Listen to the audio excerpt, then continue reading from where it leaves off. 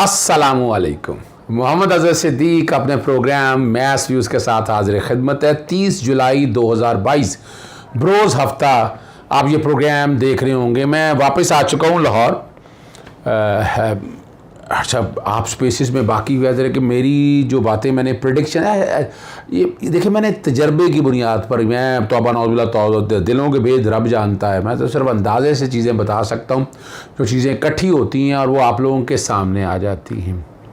वक्त से पहले मैंने कुछ और फिर चीज़ें बता दी हुई हैं और वो पाकिस्तान तहरीक इंसाफ टेक केयर कर रही है। सबसे जो अहम इशू है, साबका जो डिप्टी स्पीकर हैं दोस्त मज़ारी जो है, उनको बहसीत MP है नाहल करवाने के लिए कुछ 67 सफ़ों पर मुश्तमिल मरासला जो है वो स्पीकर को अरसाल कर दिया गया।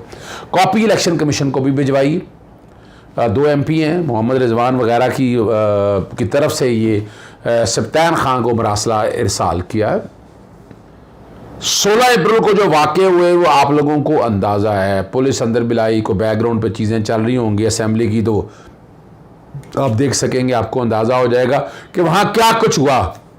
फिर 22 जुलाई को दुआ हुआ। ये इसमें तो बहुत यानी अपने इख्तियार से तजावज़ किया, बल्कि तौहीन अदालत की। वो मैं कैसे है, पहले में असेंबली में बुला रही, दूसरे में भी असेंबली में बुला रही और अरकान असेंबली पर तशद्दुद किया गया।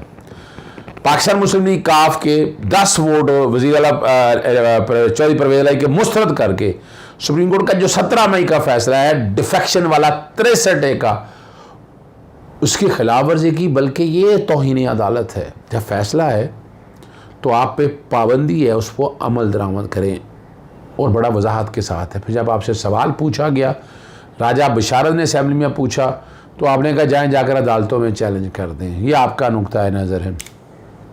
और स्पीकर को कहा है कि आइन का आर्टिकल 63 सब आर्टिकल 2 बैकग्राउंड पे चल रहा है, उसको इख्तियार है एडजुडिकेट करने का। अब मैं एडजुडिकेट करने के, मैं एक तो पुराने चेन ऑफ इवेंट बता रहा हूँ, फिर हलफ तोड़ना उनका, फिर ख़ास तौर पर सुप्रीम कोर्ट के फैसले की तौहीन करना और मजाक उड़ाना।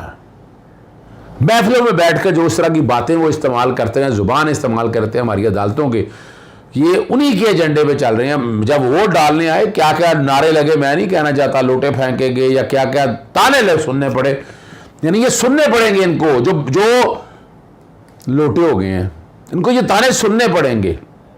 अब ये मामला जो अल्टीमेटली है वो जाना है इलेक्शन कमीशन के सामने। इलेक्शन कमीशन फाइनल आर्बिटर है जिसने बैठकर इसको एडजुडिकेट करना। रेफरेंस ये भेजेंगे कि जनाब ये बनता है, आर्टिकल वायलेट किए हैं उन्होंने, तो इस पर जो है मामला इलेक्शन कमीशन फाइनली डिसाइड करेगी। अगर ये नहीं करेंगे अब, तो मैं डेफिनेटली हाई कोर्ट आऊँगा, मैं डायरेक्शन लूँगा स्पीकर के हवाले से और इलेक्शन कमीशन के कॉन्टेक्स्ट में बहुत जल्दी मैं आ रहा हूँ, इसको भी हाई कोर्ट लेकर। दोस्त मोहम्मद मज़ारी ने 16 अप्रैल और 22 जुलाई को होने वाले वज़ीर आला के इंतखाब को मुतनाज़ बनाया। पुलिस को असेंबली के अंदर बुलवाकर अरकान असेंबली पर तशद्दुद कराया। सुप्रीम कोर्ट के 17 मई के अहकामात की न सिर्फ खिलाफ वर्जी की बल्कि तौहीन अदालत के मुर्तकिब हुए। दोस्त मोहम्मद मज़ारी को नाअहल कराने के लिए speaker Punjab assembly election commission को रेफरेंस भिजवाएं। MP मोहम्मद रिजवान ने स्पीकर पंजाब असेंबली को 67 सफ़ात पर मुश्तमिल मरासला भिजवा दिया। दूसरा एक और मजाक है, आर्टिकल 69 बैकग्राउंड पे पहले चल रहा जी, मैं उसी की बाद में बात कर चुका हूँ। स्पीकर पंजाब असेंबली का इलेक्शन हाई कोर्ट में चैलेंज कर दिया।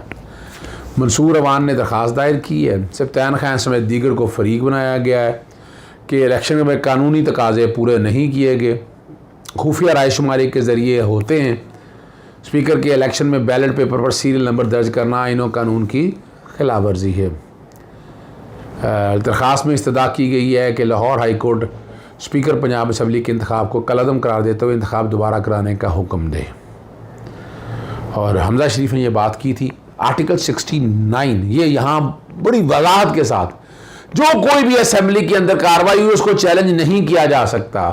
हाँ, डिविएशन हुई है सबसे पहले वो डिप्टी स्पीकर के कॉन्टेक्स्ट में। यहाँ पंजाब असेंबली में तो आपने सुप्रीम कोर्ट का फैसले वायलेशन की है, तो इसलिए तो इंटरफेरेंस तो बनती है। यहाँ पता नहीं इंटरफेरेंस कैसे बनाएंगे, सवाल ही पैदा नहीं होता कि सुप्रीम लाहौर हाई कोर्ट इस मामले को एडजुडिकेट कर सकती है आर्टिकल 69 को सामने रखते हुए। ये असल में अदालतों से लड़ाई रखना चाहते हैं, ये अदालतों को बैकफुट पे एडवांटेज लेना चाहते हैं कि मरियम और नवाज शरीफ को बरी कर दिया जाए। असल जो बड़ा एडवांटेज है वो पीछे है। और जो गॉड फादर इस सिजरन माफी का कॉन्सेप्ट है, याद रखिएगा, चौधरी परवेज इलाही साहब ने निकाह के लिए ख़त्म नबूवत सल्लल्लाहु अलैहि वसल्लम पर ईमान के हल्फ वाले नए फार्म इस्तेमाल करने की हदायत जारी कर दी।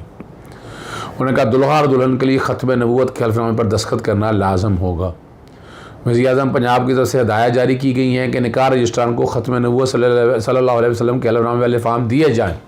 नए फार्म ना देने वालों के खिलाफ सख्त कार्रवाई की जाएगी। और इस पर आक़ा दो जहां हुज़ूर नबी करीम सल्लल्लाहु अलैहि वसल्लम पर ईमान आने वाला हल्फ जो है ना, ये ज़रूरी है। और उन्होंने कौम को मुबारकबाद दी है। नया फार्मनामा इस्तेमाल करने वाले रजिस्ट्रार को 1 माह कैद और जुर्माने की सज़ा हो सकती है। मनी लॉन्ड्रिंग का केस है, वो ज़रूरी है आप लोगों से डिस्कस करना। वो मैंने एक ट्वीट किया है कि बड़ी छोटी तारीख में मुझे छोड़ भाई 7 सितंबर भाई, आज अपना 30 जुलाई है और 7 सितंबर, किस लिए 7 सितंबर बहरहाल दे दिए। और यहाँ शहबाज शरीफ हमजा फ़र्द जुर्म के लिए अदालत तलब कर ली है 7 सितंबर के लिए। आना फिर नहीं वही हाज़िरी की दरख्वास्त, माफ़ी की दरख्वास्त देंगे, मैं बीमार हो गया, मेरा ये मसला हो गया, वो मसला हो गया, ये बहाने अब चलते रहेंगे यहाँ पर। और स्पेशल सेंट्रल जज हैं, केस की समाअत हुई। शहबाज शरीफ और हमजा शरीफ ने 1 रोज़ की हाज़िरी की माफ़ी की दरख्वास्त दायर कर दी। और हमजा शरीफ के वकील ने उनकी मेडिकल रिपोर्ट्स अदालत में पेश की और कहा, और शहबाज शरीफ का बताया कि सरकारी मीटिंग में मसरूफ़ थे, गुज़श्ता रात वो इस्लामाबाद से लाहौर आने के लिए तैयार थे, लेकिन मौसम ख़राबी पर उन्हें सफ़र से मना किया गया। अच्छा, और FIA की तरफ से क्या आना था? यही आना था कि नहीं, उन्हें कोई एतराज़ नहीं। मुझे बिल्कुल आना चाहिए ना, मिनिस्ट्री इंटीरियर इनके अंडर है, जो मर्ज़ी करें। और उन्होंने साहब उन्होंने कहा जी कोई इस पर एतराज़ नहीं, और बात तो करते हैं, डेट छोटी लेते हैं, लेकिन लगता यही है ऐसी कोई बात ही नहीं हुई। और प्रोसिक्यूटर ने दलाइल में कहा कि ज़मानत मंजूर होते ही मुलज़म ने अदालत में पेश होना छोड़ दी है। और जो मुलज़म है मकसूद का डेथ सर्टिफिकेट जमा करा दिया, मौत की तस्दीक हो गई है, सलमान शहबाज की जायदाद का रिकॉर्ड पेश कर दिया है। और 7 सितंबर के लिए केस की समाअत मुलतवी होगी। एक हम लोगों ने बड़ी कोशिश की थी कि ऑयल मार्केटिंग कंपनीज़ के हवाले से एक बाकायदा जुडिशल कमीशन बना था, रिपोर्टें अदालत में आई थी। सिंगल जज ऑफ जस्टिस कासिम खान साहब के कहने में बहुत, यानी यहाँ पर स्ट्रेटजी जो बेसिकली ये आपके नेशनल सिक्योरिटी से इशू है, ऑयल के कितने रिज़र्व होंगे वो पूरे नहीं रखे जा रहे थे। और उस तक अभी तक FIA ने बहुत ज़बरदस्त कार्रवाई करके चीज़ें सारी बनाई। जुडिशल कमीशन हुआ, ये इमरान खान साहब के दौर में हुआ। मैं तो पिछले 12-15 साल से लगा हूँ, मैं नहीं वो रिज़ल्ट ले सका जो इस जुडिशल कमीशन है, लेकिन ये काम अब आगे चल नहीं रहा। और यहाँ पर कहा यही जा रहा है कि अरबों रुपये का फ्रॉड है।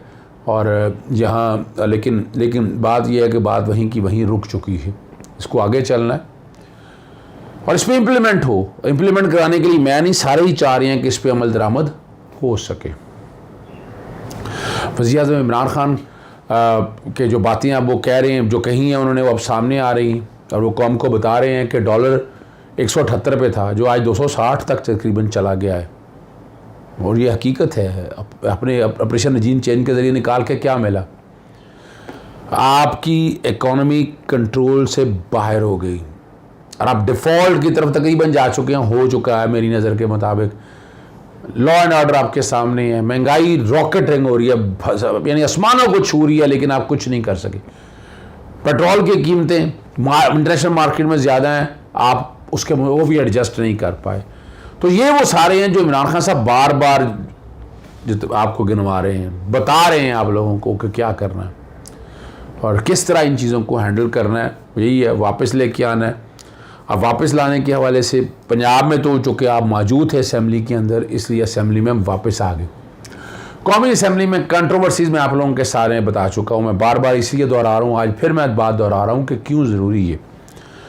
कभी आपने सोचा कि कम मार्जिन वाले हल्के में नोटिफिकेशन जारी किया गया और 11 ही क्यों? ये 20, 30, 40, 50, 60 ये क्यों नहीं?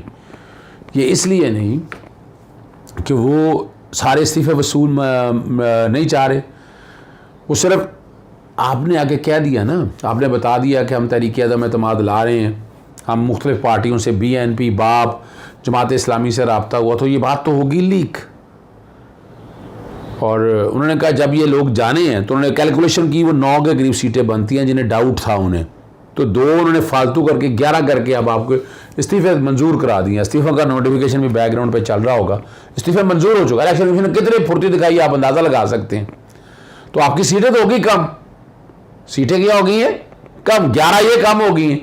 और अपोजिशन लीडर राजा रियाज बैठा हुआ है, उसको हटाने के लिए मैंने तरीका बताया था कि कुछ थोड़े से 25 लोग वहां भेजें, वो फॉरवर्ड ब्लॉक हो, जो मर्जी हो, वो जाके टेक ओवर करे और पार्लियामानी पार्टी वरना राजा रियाज जैसे लोगों के हाथ में चली गई। मैं बता दूं आपको, उसको बचाने का यही है कि आप जैसे आप पंजाब असेंबली में बैठे हैं तो नेशनल असेंबली में मेरी जाती राय है बैठना चाहिए। इजाजत चाहता हूं। अस्सलाम वालेकुम, अल्लाह हाफिज़, पाकिस्तान जिंदाबाद।